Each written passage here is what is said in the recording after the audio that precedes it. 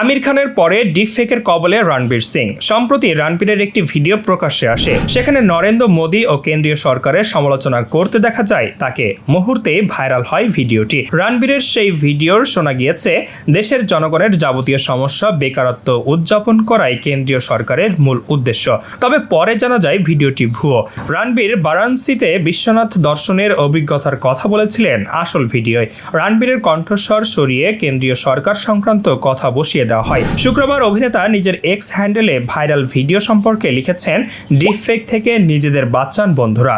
সম্প্রতি আমির খানের একটি ডিপফেক ভিডিও ভাইরাল হয়। সেখানে অভিনেতাকে বলতে শোনা গিয়েছে, ভারত কোনো গরিব দেশ নয়, ভারতের প্রতিটি নাগরিক লাখপতি, প্রত্যেকের কাছে কমপক্ষে 15 লাখ টাকা থাকবেই।